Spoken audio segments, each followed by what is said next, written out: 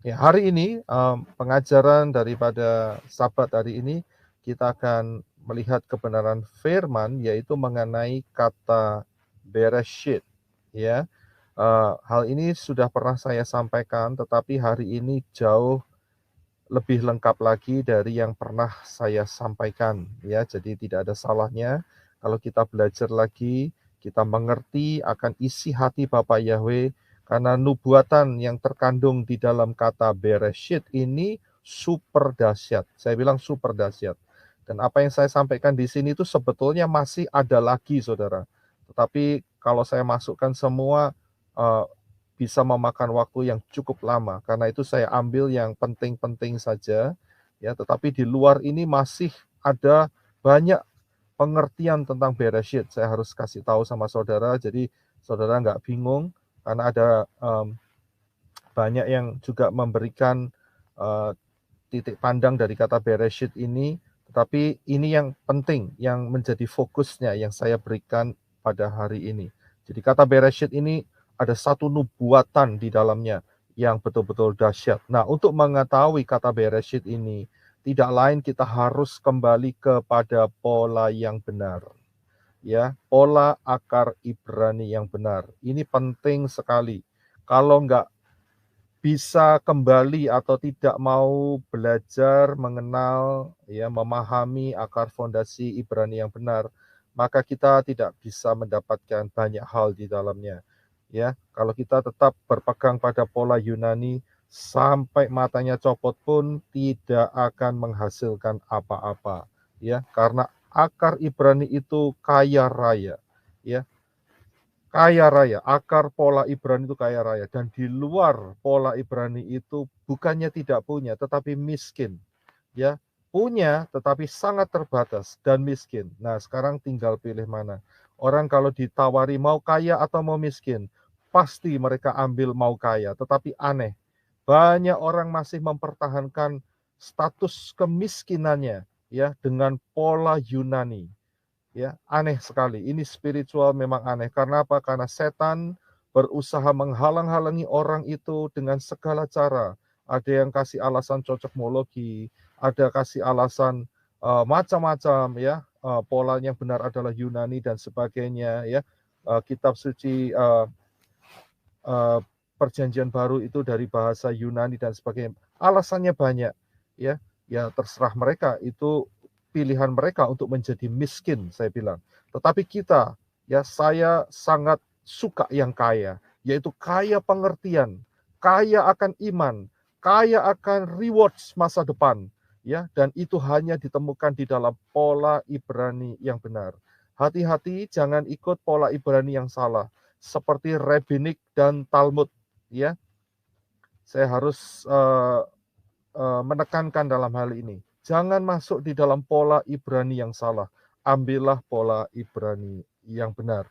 Sehingga kita boleh kaya, yaitu kaya akan hikmat daripada Bapak Yahweh. Kaya akan um, anugerah keselamatan, pengenalan akan Bapak Yahweh. Dan itu akan membuat kita akan kaya di dalam rewards yang Bapak Yahweh percayakan atau berikan di dalam hidup kita. Ya. Kalau maksudnya reward itu upah atau imbalan. Upah, iya, oke, upah yang Bapak Yahweh akan berikan. Karena dengan pengertian yang kaya, kita bisa membagikan dan kita bisa memperlengkapi, kita bisa berubah hidup kita. Ya, karakter hidup kita diperkaya oleh kebenaran firman. Ya, dan kita akan mendapatkan upah yang ajaib dan itu akan menyertai saudara dan saya untuk selama-lamanya. Kekal untuk selama-lamanya. Ya, jadi pilihan ada di tangan saudara. Amin. Haleluya. Nah, sekarang kalau kita kembali ke pola Ibrani, kita tidak lepas dari yang namanya 22 huruf Ibrani. Ya, huruf Ibrani itu ada 22. Bacanya dari kanan ya. Aleph, Bet, Gimel, Dalet, He, dan seterusnya sampai Tav. Itu total ada 22. Kalau saudara perhatikan, mengapa 22? Ya, kalau saudara lihat 2 ditambah 2 adalah 4. Ya, dan 4 itu adalah huruf Dalet. Ya, huruf Dalet adalah huruf yang keempat. Kalau saudara tahu huruf Dalet, maka piktografnya adalah pintu. Ternyata di balik 22 huruf Ibrani ini mengandung sebuah pintu. Pintu yang membawa kita ke dalam kekayaan pola Ibrani, ke dalam pengenalan akan Bapa Yahweh di dalam Yeshua HaMasiah.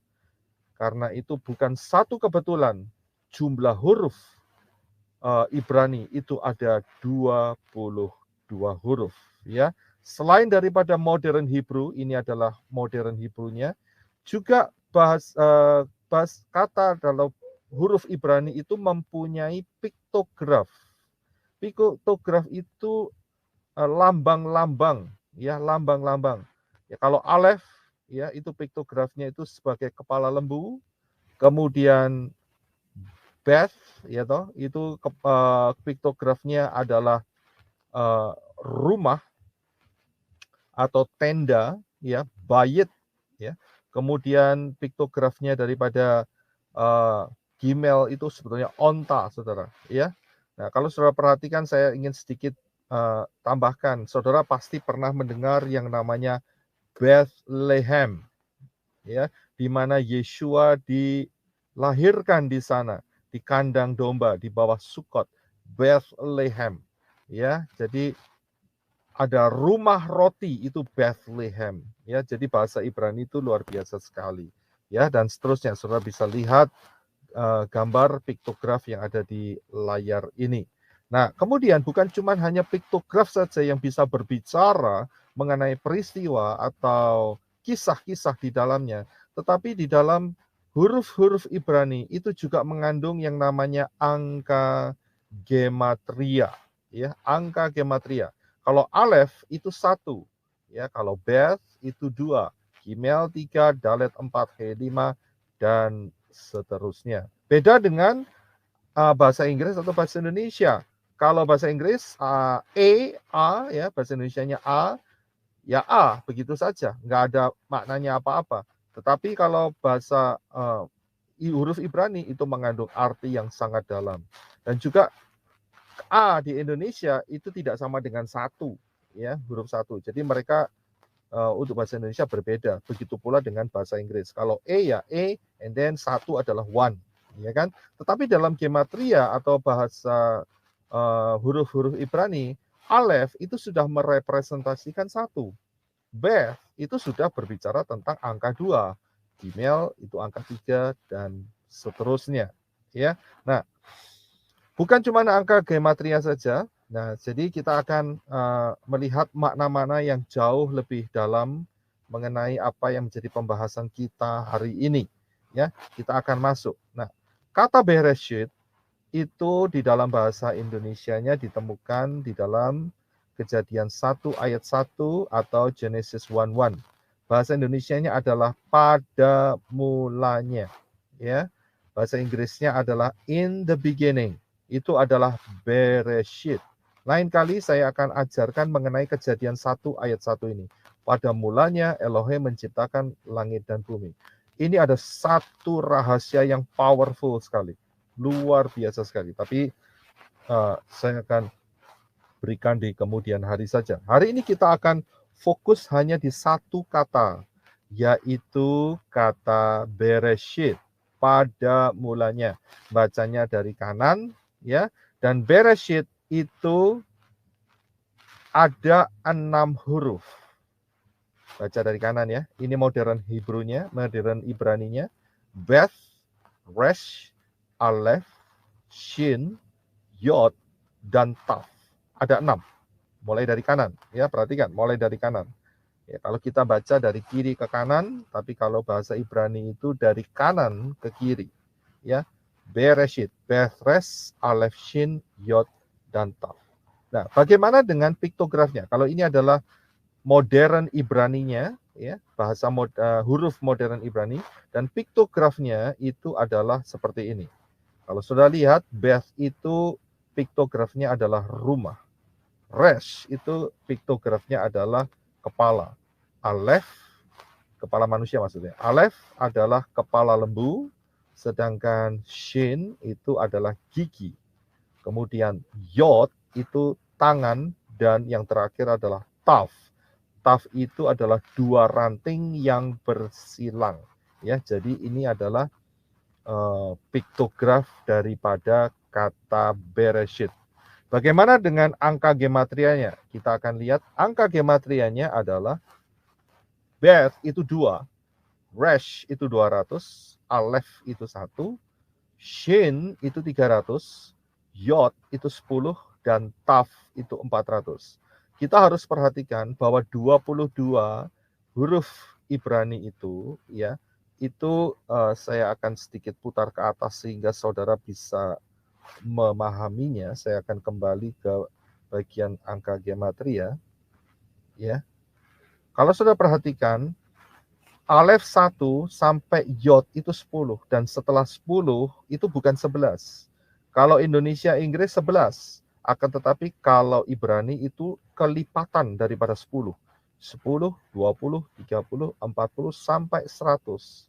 Dan setelah 100 bukan 101 atau 110, tidak, tetapi kelipatan 100. Jadi 100, 200, 300 dan 400. Itu cara perhitungan fondasi dasarnya, ya. Jadi saudara tidak bingung, loh kenapa ada 22 kok tidak 1 sampai 22?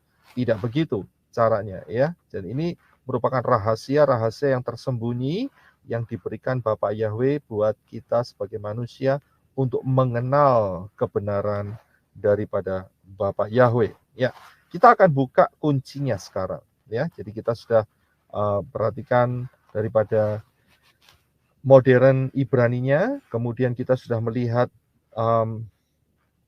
piktografnya, dan juga kita sudah melihat gematrianya daripada Bereshit. Ya, nah sekarang kita akan masuk di dalam pembukaan kunci yang pertama. Yang pertama, Bereshit itu dimulai dengan huruf Beth, bukan dengan huruf Aleph. Mengapa? Jadi huruf yang pertama yang Bapak Yahweh tuliskan, ya, instruksikan kepada Moshe untuk menulis, bukan Aleph tetapi Beth.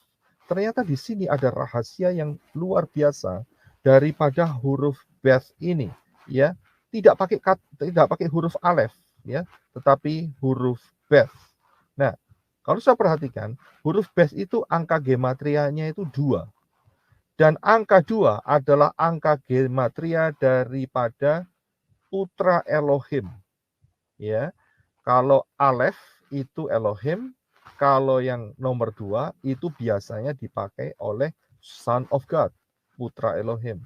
Kalau yang ketiga Gimel itu dipakai oleh Ruach Elohim, ya, Ruach Elohim. Jadi Beth itu angka gematrianya 2, dan angka 2 adalah angkanya, ya. Ingat ya, angkanya daripada putra Elohim, ya. Putra Elohim adalah Yeshua HaMashiach. Nah, kita akan lihat kenapa angka 2, karena di dalam Kejadian 1 ayat 1 dituliskan, pada mulanya Elohim menciptakan Shamayim, langit dan bumi. Ada 2 saudara yang dilihat, yang diciptakan, yaitu Shamayim, ya, langit dan bumi. Kalau saudara lihat Shamayim itu pakai akhiran im. Im itu berarti lebih dari 1, jamak. Kalau saudara lihat, langit ini berlapis-lapis. Termasuk nanti sampai masuk dalam sorga. Saya tidak lagi pakai kata sorga, akan tetapi saya pakai dengan kata yang benar, yaitu Shamayim. Ya, jadi banyak, karena itu Shamayim. Bukan cuma langit 1 begitu saja, tidak. Ya, tetapi Shamayim. Nah, Kolose 1 ayat 16 dikatakan karena di dalam dialah, yaitu di dalam Yeshua HaMashiach, telah diciptakan segala sesuatu yang ada di sorga, yaitu yang disebut Shamayim, dan yang ada di bumi, yang kelihatan dan yang tidak kelihatan, baik singgasana maupun kerajaan, baik pemerintah maupun penguasa, segala sesuatu diciptakan oleh Dia, oleh Yeshua, dan untuk Dia, untuk Yeshua. Ya, perhatikan. Jadi Yeshua lah yang menciptakan segala sesuatu, dan Yeshua adalah putra Elohim. Ingat ya, putra Elohim itu adalah istilah Yahweh di dalam bentuk manusia, ya, di dalam rupa manusia, itulah putra. Ya, bukan berarti ada putra, ada putri, Yahweh melahirkan anak laki-laki dan perempuan, tidak demikian. Ini adalah sebuah istilah saja, ya. Nah, jadi saudara bisa lihat di sini dari Kolose 1 ayat 16, ternyata angka 2, angka Beth itu berbicara Yeshua yang sebagai pencipta daripada dua tempat, yaitu Syamayim dan bumi. Yang kelihatan dan yang tidak kelihatan. Maksudnya adalah dunia alam roh dan dunia fisik. Fisik jasmaniah seperti kita sekarang. Ya, itu diciptakan. Karena itu Bereshit dimulai dengan huruf Beth, bukan dengan huruf Alef, karena ada mengandung makna yang sangat luar biasa di dalamnya. Ya, ini yang pertama dan kita akan teruskan. Nah, kalau saudara lihat huruf Beth, ya, yang paling kanan ya, Beth, saya kasih garis itu. Saudara bisa lihat Beth itu bentuknya itu seperti tenda. Ya, tenda. Ada fondasinya, ada dindingnya, tapi cuma satu. Kemudian ada atapnya dan ada satu sisi yang terbuka. Itu satu sisi yang terbuka itu adalah pintunya. Ya, jadi bentuk huruf Beth ini adalah sebuah tenda. Nah, saudara bisa lihat gambarnya itu, ya, ada sebuah tenda di dalamnya. Nah, tenda itu atau rumah yang terbuka seperti itu bahasa Ibraninya, kata Ibraninya adalah bayit. Ya, bayit. Hurufnya adalah Beth, Yod, dan Taf. Ya, bayit. Jadi yang paling kanan ya, mulai kanan. Beth, kemudian ada huruf yang di tengah adalah huruf Yod, dan kemudian yang terakhir yang sebelah kiri adalah huruf Taf. Jadi rumah itu adalah bayit. Ya. Nah, ada makna yang tersembunyi di balik hal ini. Yaitu apa? Kalau saudara perhatikan, ada yod, ada taf, ada tangan, ada perjanjian, covenant. Bentuknya seperti salib.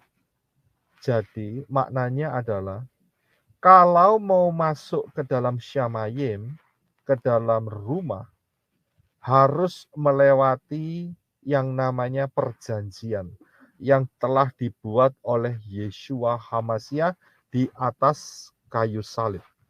Yohanes 10 ayat 9 dikatakan, akulah pintu. Barang siapa masuk melalui aku, Yeshua HaMashiach, dia akan selamat. Ya, Yeshua adalah pintu yang terbuka itu. Pintu itu terbuka, keselamatan terbuka untuk siapa saja yang mau menerima anugerah keselamatan. Ya, Yeshua telah membukanya dan hanya ada satu jalan. Yeshua berkata, akulah pintu. Ya, ini sangat luar biasa. Dari huruf-huruf bayit ini sudah mengandung arti yang sangat dalam, yaitu jalan keselamatan melalui tangan yang disalibkan. Ya, jadi keselamatan untuk mencapai rumah Syamayim itu hanya melalui tangan yang disalibkan, yaitu Yeshua HaMashiach. Yang kedua, ya, yang kedua, kalau saya perhatikan lagi huruf Beth yang adalah bayit, ini mengandung dua makna, yaitu tenda juga bisa atau rumah bisa. Kalau tenda itu berarti nggak permanen, bisa dibongkar pasang, saudara. Tetapi kalau rumah itu sifatnya permanen. Nah, ini berbicara tentang apa? Coba kita lihat ayatnya, yaitu di dalam 2 Korintus 5 ayat yang pertama, yang berbunyi, karena kami tahu bahwa jika kemah tempat kediaman kita di bumi ini dibongkar, apa kemah tempat kediaman kita? Yaitu tubuh kita, saudara. Ya, kemah tubuh kita ini adalah kemah di hadapan Bapak Yahweh. kita dibongkar. Satu kali nanti juga akan dibongkar. Entah itu rapture atau meninggal, itu namanya dibongkar. Saya lanjutkan. Elohim telah menyediakan satu tempat kediaman di sorga, yaitu di Syamayim. Bagi siapa? Bagi kita. Suatu tempat kediaman yang kekal, permanen, yang tidak dibuat oleh tangan manusia. Ini satu hal yang sangat meneguhkan iman kita. Bahwa Bapa Yahweh, selagi kita ada di dalam tubuh yang fana ini, selagi kita ada di dalam tubuh yang sementara ini, ya, yang sementara ini, maka Bapa Yahweh juga telah menyiapkan kepada kita yaitu tempat yang kekal, yaitu Syamayim, dan itulah Beth, bayit, rumah, ya, luar biasa sekali. Jadi kalau kita sudah ada di dalam janji keselamatan Bapa Yahweh, ya, saya percaya dengan pengertian ini kita tidak mudah diombang-ambingkan, kita tidak mudah ditipu dengan pengajaran-pengajaran asing di luar sana. Kita betul-betul mendapatkan anugerah keselamatan. Yeshua berkata, di rumah Bapakku ada banyak tempat, dan aku akan menyediakan tempat bagi kamu. Ya, luar biasa. Nah, oke, kita akan lihat selanjutnya. Yeshua masih berkata, di rumah Bapakku banyak tempat tinggal. Jika tidak demikian, tentu aku mengatakan padamu, sebab aku pergi ke situ untuk menyediakan tempat bagi Yosef Roy. Ya, bagi kita semua, saudara bisa gumamkan sendiri atau perkatakan sendiri, itu adalah tempat bagi saudara sendiri. Saudara bisa ganti mu itu dengan nama saudara. Jadi Yeshua HaMashiach sedang menyiapkan tempat bagi kita semua, ya. Dan rumah Bapa adalah Syamayim, ya. Syamayim, heaven, sorga milik Bapa Yahweh. Nah, yang selanjutnya kita ingin tahu Syamayim ini miliknya siapa, ya. Kita lihat kata berikutnya setelah Beth itu ada 3 huruf, yaitu Resh, Aleph, dan Shin. Resh, Aleph, dan Shin. Itu bunyinya, ya, pronunciation-nya atau pengucapannya adalah Rosh. Kalau saudara ingat kata Rosh, berarti saudara pasti ingat Rosh Hashanah. Ya, saudara masih ingat Rosh Hashanah? Ya. Ya, jadi itu Rosh itu adalah kepala atau pemimpin. Jadi, kalau kita lihat 3 huruf setelah Beth adalah Rosh, ya, Resh, Aleph, dan Shin, yang artinya dalam terjemahnya dalam bahasa Indonesia adalah pemimpin. Siapakah pemimpin daripada rumah yang disebut Syamayim itu? Ya, siapakah pemimpinnya? Tidak lain adalah Yahweh. Yahweh adalah pemimpin, kepala daripada rumah Syamayim.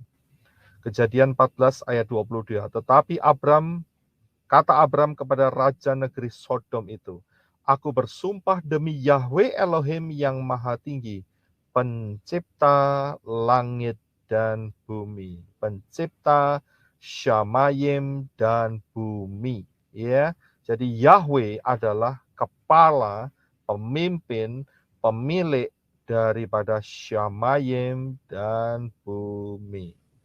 Ya, nah, kemudian pertanyaannya adalah apa yang dilakukan kepala atau pemimpin daripada Syamayim yang bernama Yahweh itu? Apa yang dia lakukan? Yang dia lakukan adalah, kalau saudara perhatikan sebelah kanan, ya, kata Bereshit ini ditulis dari kanan ke kiri dan arahnya adalah keluar. Kalau saudara lihat, Beth itu, ya, pintunya ada di sebelah kiri, tidak tertutup, terbuka, ya, seperti tadi ada dinding dan sebagainya. Nah, itu keluar. Jadi Yahweh ini keluar dari rumah Syamayim itu. Dan untuk apa Yahweh keluar dari Syamayim? Ternyata Yahweh keluar, ya, pemimpin daripada Syamayim, pemilik daripada Syamayim, itu keluar dari Syamayim dengan satu misi, yaitu misinya ada di huruf Yod dan Taf. Yod dan Taf adalah tangan dan kedua ranting. Jadi Yahweh itu keluar dari Syamayim untuk tangannya disalibkan. Ya, untuk tangannya disalibkan. Nah, dari sini kita bisa melihat kebenarannya bahwa yang mati di atas kayu salib itu adalah Yahweh di dalam rupa manusia. Yohanes 19 ayat 19 dikatakan, dan Pilatus menyuruh memasang juga tulisan di atas kayu salib itu, bunyinya, Yeshua orang Nazaret, Raja orang Yahudi. Yeshua Hanotsri Wamelek Hayehudim. 19 ayat 20 dikatakan, banyak orang Yahudi yang membaca tulisan itu sebab tempat di mana Yeshua disalibkan letaknya dekat kota, dan kata-kata itu tertulis dalam bahasa Ibrani, bahasa Latin, dan bahasa Yunani. Ya, yang mati disalib ini adalah orang Ibrani, orang Yahudi. Karena itu namanya adalah nama Yahudi. Ya, bukan Jesus, bukan Yesus, tetapi Yeshua. Kalau sudah lihat di papan atas itu ada YHWH, Yod He Waw He. Ya, jadi jelas sekali ya bahwa Yahweh yang keluar dari Syamayim supaya tangannya disalibkan. Untuk apa? Untuk supaya manusia dapat masuk kembali ke Syamayim, bersekutu dengan Bapa Yahweh. Yang ketiga, ya, itu yang kedua. Kalau saudara lihat yang ketiga, perhatikan huruf Beth dan Resh sebelah kanan ya. Beth dan Resh itu kalau dijadiin satu, itu bacanya bar. Bar itu adalah son bahasa Inggrisnya, bahasa Indonesianya adalah putra, yaitu anak laki-laki. Bar, ya. Jadi Beth dan Resh itu kalau dijadiin satu jadi bar. Pertanyaannya adalah putra siapa? Nah, huruf berikutnya setelah Beth, Resh adalah huruf Alef. Huruf Alef adalah piktografnya kepala lembu. Dan huruf Alef senantiasa merepresentasikan tentang Elohim. Ya, karena kata Elohim itu dimulai dengan huruf Alef. Elohim. Jadi, ini putra siapa? Ternyata adalah putra Elohim. Siapakah putra Elohim? Yaitu Yeshua Hamashiach. Ingat ya, bukan berarti Bapa Yahweh punya anak begitu, tidak. Ini hanya istilah. Bapa Yahweh yang serupa dengan manusia itu disebut putra, ya. Mengambil rupa sebagai manusia itu disebut sebagai son atau putra, ya, anak laki-laki. Dan namanya diberi nama adalah Yeshua. Yeshua itu adalah Yahweh yang menyelamatkan. Yeshua, ya. Jadi kalau digabung Beth Resh Alef adalah Yeshua Hamashiach, ya. Nah, sekarang Yeshua Hamashiach, ya. Huruf berikutnya adalah huruf Shin. Apa yang terjadi dengan Yeshua Hamashiach? Ya, kalau sudah lihat huruf Shin, itu piktografnya adalah gigi, saudara. Untung ini giginya bagus gambarnya, ya, rapi dan bersih. Ya, jadi huruf Shin itu piktografnya adalah gigi.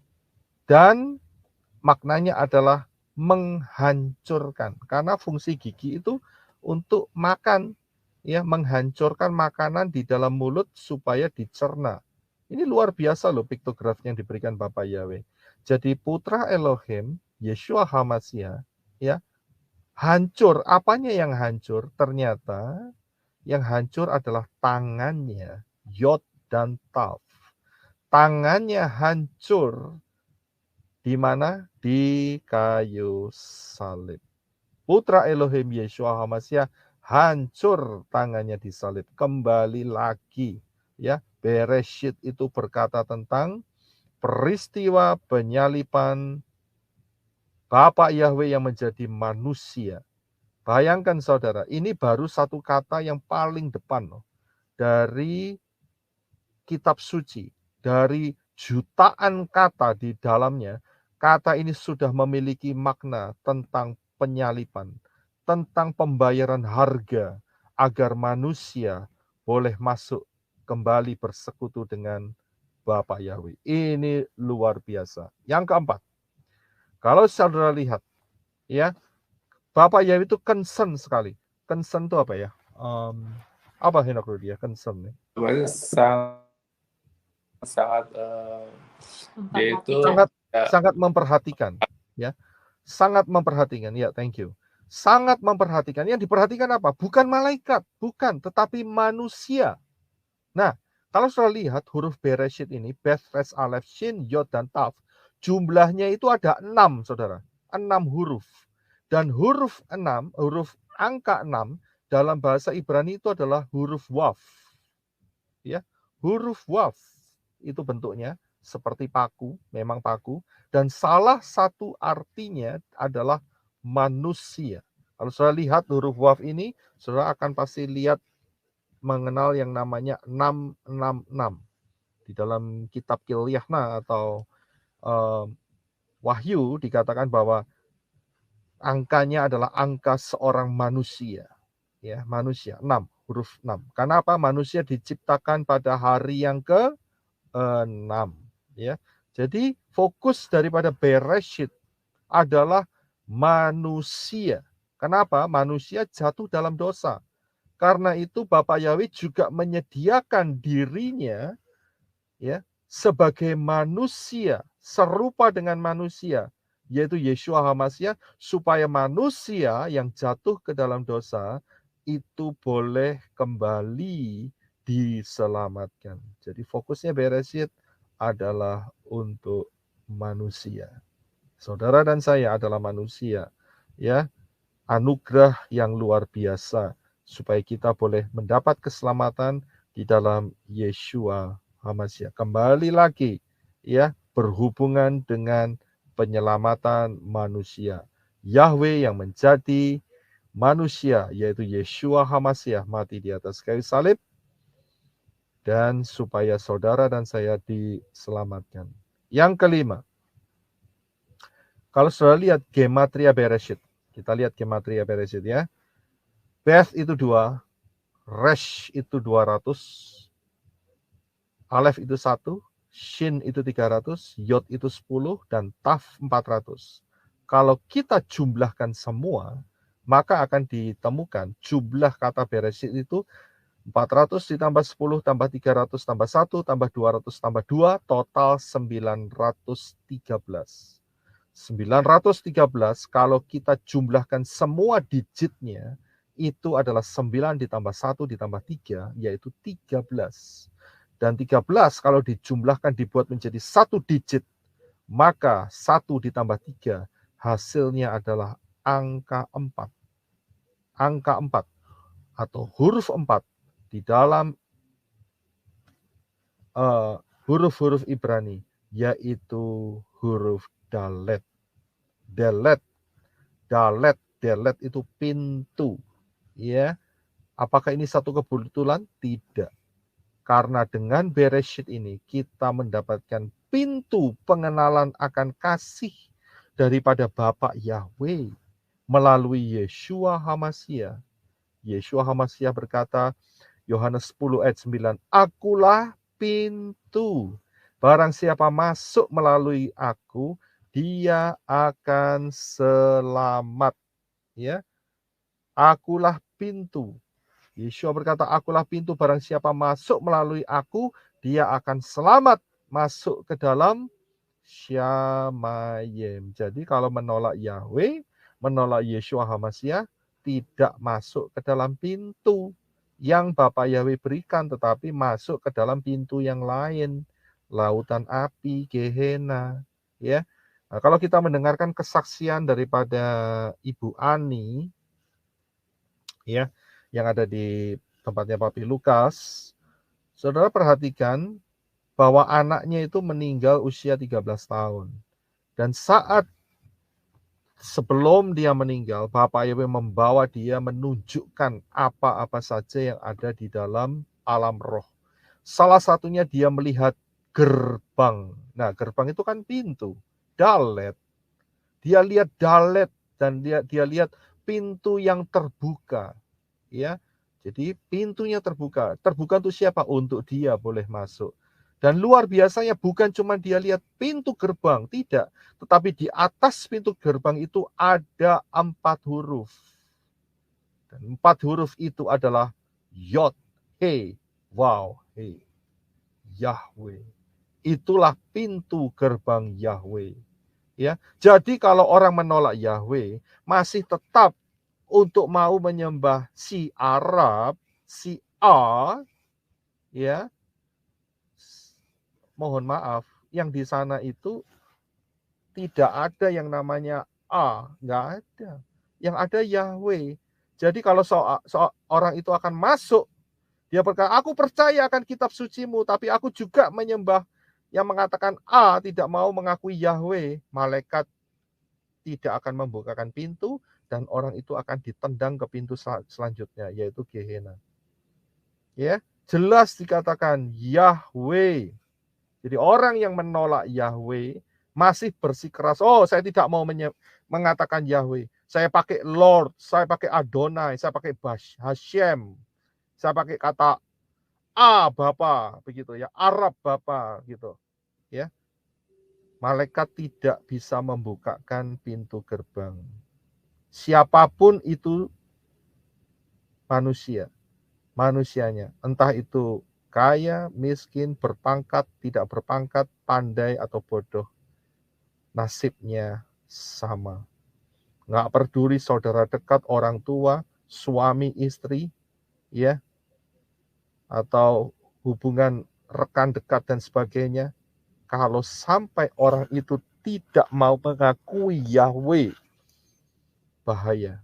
Apa yang dilihat oleh anaknya Ibu Ani ini, ya, juga sudah dinyatakan sama si DT Dautoni, tetapi sayangnya si DT itu hanya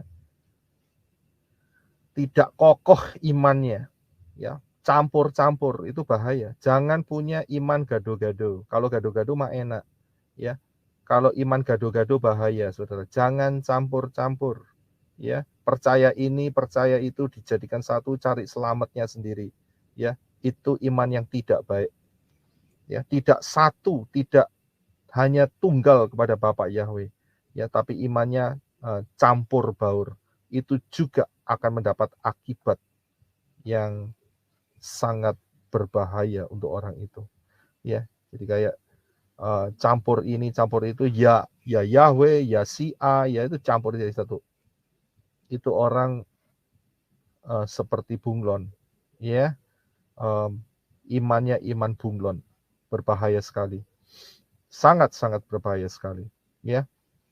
Karena dia mengakui ilah-ilah asing. Bapak Yahweh berkata, jangan ada ilah lain di hadapanku. Berarti orang yang campur-campur seperti itu, ya. Oh ya Sukot, ya Natalan, ya. Oh ya Cungkok Sinian, gitu ya. Semua dicampur.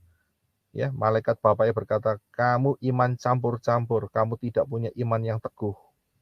Akhirnya jangan salahkan Bapak Yahweh kalau sampai tempat orang-orang itu ada di Gehenna. Ya, di mana Gehenna? Di lautan api. Itu sangat mengerikan sekali. Ya, yang keenam. Ya, yang keenam. Di manakah Yeshua HaMasyiah disalibkan? Ternyata dalam kata Bereshit ini luar biasa.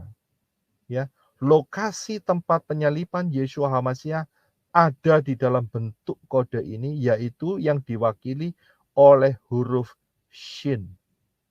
Huruf Shin, kok bisa? Ya, karena apa? Karena di Yerusalem itu ada 3 lembah. Lembah Hinnom, lembah Refaim, dan lembah Kidron. Dan itu membentuk huruf Shin. Ya, Yeshua HaMashiach mati di Yerusalem. Ayatnya di mana? Oh, ada. Yeshua berkata melalui Lukas 13 ayat 33. Dikatakan demikian, tetapi hari ini dan besok dan lusa, aku harus meneruskan perjalananku, sebab tidaklah semestinya seorang nabi dibunuh kalau tidak di Yerusalem. Siapakah yang disebut nabi ini? Yeshua HaMashiach juga melakukan tugas kenabian. Dan dia dibunuh di Yerusalem. Dia mengatakan hal ini, dia sedang meneruskan perjalanannya ke Yerusalem. Dan dia tahu dia akan mati di Yerusalem. Dan ada 3 lembah di sana, yaitu lembah Refaim, Hinnom, dan lembah Kidron, yang membentuk huruf Shin. Luar biasa sekali, ya, Bereshit. Padahal ini kata Bereshit ini pada mulanya itu kalau dilihat dari sampai jarak kematian Yeshua HaMashiach itu lebih dari paling tidak minim 4.000 tahun. Tetapi huruf ini sudah dipersiapkan oleh Bapa Yahweh. Ya, ini luar biasa. Ya, ini nomor saya terbalik. Ini seharusnya yang tadi yang nomor 6 ya, sekarang yang nomor 7. Ini yang nomor 7 sebenarnya. Ya, ini yang nomor 7. Nah, kapankah Yeshua HaMashiach disalibkan? Ternyata juga di dalam Bereshit ini memberikan jawabannya, saudara. Kapankah Yeshua HaMashiach disalibkan? Ya, nah jawabannya itu adalah yaitu di dalam huruf Yod dan Taf. Yang saya lingkari sebelah kiri atas itu adalah huruf Yod dan Taf. Ya. Huruf Yod dan Taf itu mempunyai angka gematria Yod 10 dan Taf itu 400. Yod Taf itu adalah time, ya, kali. Jadi kalau dikalikan, maka kita akan melihat bahwa kematian Yeshua HaMashiach itu terjadi 4.000 tahun setelah kejatuhan Adam dan Hawa. 4.000 tahun. Persis 4.000 tahun. Harinya sama, bulannya sama. Harinya sama, bulannya sama. Karena prinsipnya begini. Saat Adam dan Hawa jatuh dalam dosa, kalau sampai ya dia Yahweh memperlambat ketemu Adam dan Hawa, maka Adam dan Hawa akan bisa mengambil buah daripada buah kehidupan. Dan risikonya manusia tidak bisa diselamatkan untuk selama-lamanya. Tetapi pada saat sebelum Adam dan Hawa ini jatuh di dalam dosa, maka tidak perlu adanya korban. Jadi pada saat hari, tanggal, hari, bulan, ya, kejatuhan Adam dan Hawa, disitulah Yeshua HaMashiach mengambil kembali risiko atau kutuk-kutuknya, ya, kutuk kejatuhan itu, ya. Jadi harinya, tanggalnya, maksud saya tanggal dan bulannya sama. Yeshua HaMashiach mati tanggal berapa? Mungkin ada yang bisa tahu? Saya masih beri kesempatan. 14 Nisan. Ya, 14 Nisan. Ya, 14 Nisan. Ya, sore hari 14 Nisan sebelum matahari terbenam. Disitulah saat Adam dan Hawa juga jatuh. 14 Nisan. Ya.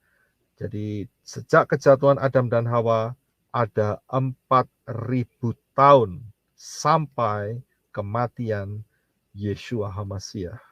Perhatikan huruf 4, ya. Ada angka 4. 4 itu dalet. Ya, kembali lagi saudara. 4 itu dalet. Dalet itu pintu. Siapa yang buka pintu? Siapakah pintu? Yaitu Yeshua HaMashiach. Ini bukan satu kebetulan atau cocokmologi, tidak. Ini sebuah pola yang ditetapkan Bapa Yahweh.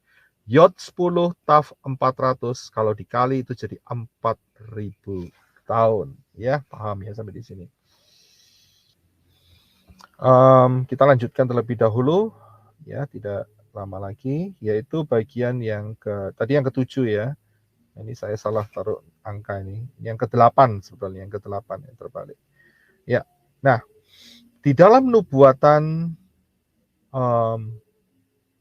Bereshit ini juga mengandung nubuatan tentang bumi yang akan dihancurkan dan alam semesta yang akan hancur. Yaitu di dalam 2 Petrus 2 Kefa ayat pasal 3 ayat 10 dan 12. Tetapi hari Tuhan akan tiba seperti pencuri. Pada hari itu langit akan lenyap, garis bawahi kata lenyap, dan gemuruh yang dahsyat dan unsur-unsur dunia akan hangus dalam nyala api, dan bumi segala yang ada di atasnya akan hilang lenyap. Yaitu kamu yang menantikan, ayat 12, lompat, dan mempercepat kedatangan hari Elohim pada hari itu, langit akan binasa dalam api, dan unsur-unsur dunia akan hancur karena nyalanya. Jadi bumi yang kita pijak sekarang, komputer, laptop, semua yang kita ada di depan kita untuk streaming sekarang ini, semua yang ada di dunia ini, langit dan bumi dalam arti matahari, bulan, dan bintang-bintang, satu kali nanti, Kefa, Petrus sudah dikasih tahu oleh Yeshua, ya, dan dia tuliskan ayat ini, satu kali nanti akan lenyap, binasa oleh api. Jadi, kalau saudara masih ada yang terikat dengan hal-hal yang di dunia ini, rugi besar. Ikatkanlah diri saudara dengan Yahweh Elohim. Ya, dengan Bapak Yahweh. Ikatkan roh saudara dengan Bapak Yahweh di dalam Yeshua HaMashiach. Karena tidak akan hancur, bahkan akan hidup kekal enak selama-lamanya. Luar biasa. Ya, orang-orang yang terikat di bumi ini, yang masih gandoli, itu bahasa Jawanya, ya, masih sangat-sangat memberhalakan bumi ini, rugi besar, akan dihancurkan. Mungkin saudara akan tanya, nubuatannya ada di mana? Perhatikan huruf Alef dan Shin. Alef dan Shin yang saya lingkari itu. Kalau dibaca itu adalah ash, api, ash. Ya, ini adalah api. Ya, jadi huruf yang di tengah-tengah itu Alef dan Shin itu api. Dan kapan terjadinya? Kalau saudara kepingin tahu kejadiannya adalah lihat angka gematrianya. Angka gematrianya adalah Alef, Shin, dan Yod. 1 dikali 300 dikali 10. Yang hasilnya adalah 3.000. Ya, 3.000. Perhatikan ayat ini. Di dalam Wahyu 20 ayat yang ke-7 sampai 11. Dan setelah masa 1.000 tahun itu berakhir, perhatikan ya, setelah masa 1.000 tahun itu berakhir, garis bawah di sana, Satan akan dilepas dari penjaranya dan ia akan pergi menyesatkan bangsa-bangsa pada keempat penjuru bumi, yaitu Gog dan Magog, dan mengumpulkan mereka untuk berperang. Jumlah mereka sama dengan banyaknya pasir di laut. Maka naiklah mereka ke seluruh daratan bumi itu, lalu mengepung perkemahan tentara orang-orang kudus dan kota yang dikasih itu. Tetapi dari langit turunlah api menghanguskan mereka. Dan Satan yang menyesatkan mereka dilemparkan ke dalam lautan api dan belerang, Gehenna, yaitu tempat binatang dan nabi palsu itu, dan mereka disiksa siang malam selamanya. Ayat 11, untuk mengetahui kapan api itu terjadi, yaitu lalu aku melihat suatu tahta putih yang besar, dan dia yang duduk di atasnya. Dari hadapannya lenyaplah bumi dan langit. Langit ini adalah tempat di mana bulan, bintang, matahari komet dan sebagainya berada. Dan tidak ditemukan lagi tempatnya. Kapan ini terjadi? Yaitu setelah masa 1000 tahun. Perhatikan bagan yang saya berikan ini, sebelah kanan sendiri, setelah kerajaan 1000 tahun. Yang ketujuh. Disitulah ayat-ayat dalam Wahyu 20 ayat yang ke-7 sampai 11 akan terjadi. Bumi ini akan dibakar dengan api. Ya, bulan, bintang dan sebagainya akan dibakar dengan es, api. Inilah yang disebut sebagai kiamat. Ya, jadi saudara tahu posisinya setelah kerajaan damai 1000 tahun. Nah, kalau kita lihat, ya kita sudah mendekati untuk masuk dalam kerajaan 1000 tahun. Ya, tapi kita mau terangkat terlebih dahulu. Jadi saya berikan bagannya secara lengkap. Sejak kejatuhan Adam dan Hawa, sudah perhatikan yang warna biru, Yod dan Taf itu 400 kali 10, 4000 tahun. Yeshua adalah, kematian Yeshua adalah patokan waktunya, saudara. Ya, dan setelah kematian Yeshua HaMashiach, 3000 tahun kemudian, bumi ini akan dibinasakan dengan api, yaitu Alef, Shin, dan Yod. 1 kali 300 kali 10, total 3000. Jadi total keduanya adalah 7000 tahun. Hari ini kita akan masuk di dalam tahun yang luar biasa, yaitu penggenapan 6000 tahun manusia. Waf, itu ada di depan kita sekarang. Dan setelah itu, manusia akan masuk di dalam kerajaan 1000 tahun. Dan setelah itu barulah kiamat. Secara detail saya berikan slide ini. Ingat, kita sudah masuk di dalam masa pola putaran Shemitah yang terakhir. Shemitah sudah dimulai 26 bulan September tahun yang lalu, 2022. Ya, dan sejak itu kalau dihitung 3,5 tahun kemudian, yaitu tahun 2026, sekitar Maret atau April akan terjadi rapture, yaitu bulan Nisan tahun 5786 untuk kalender Yahudinya. Ya, seperti anaknya Ibu Ani juga sudah dinyatakan bahwa Yeshua HaMashiach akan mengadakan pengangkatan tahun 2026. Ya, luar biasa. Ya. Anak ini meninggal umur 13 tahun. Tetapi sebelum meninggal, Bapak Yahweh juga sudah memberikan rahasia yang luar biasa, yang cocok, yang pas dengan pola yang ditetapkan Bapak Yahweh. Ya. Mungkin saudara berpikir, kalau gitu baru hanya 2 yang dikasih tahu tentang 2026. Oh, jangan salah. Bobo yang ada di tengah-tengah kita sekarang ini, ya, Bobo Wong Falan, itu jauh-jauh sebelum saya mendapatkan pengertian Shemitah ini, dikasih mimpi. Ini Bobo Wong Falan ada di tengah-tengah kita sekarang.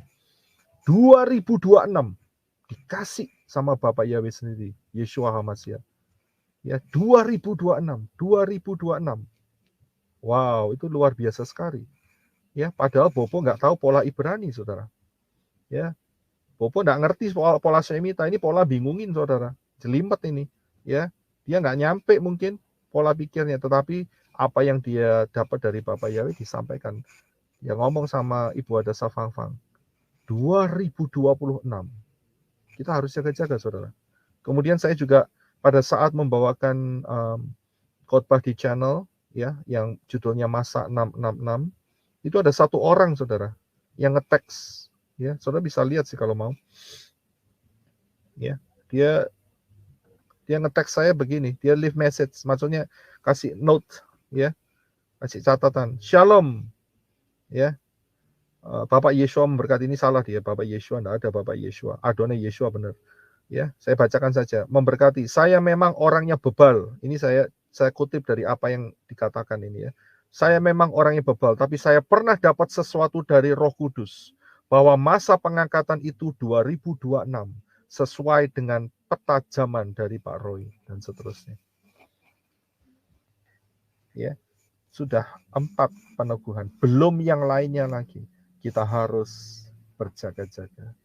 Ya, kita harus berjaga-jaga. Inilah nubuatan yang tertulis dalam satu kata saja, Bereshit. Itu mencakup sejak kejatuhan manusia, sejak penciptaan, sampai bumi ini dibinasakan dengan api. Maranatha, Bapak Yahweh memberkati kita semua. Fokus kita sampai di rapture, itu target kita. Ya, setelah itu kita akan hidup di dalam tubuh kemuliaan bersama-sama Bapak Yahweh Bashem Adonai Yeshua Mashiach dan malaikat-malaikatnya untuk selama-lamanya. Haleluya. Amin.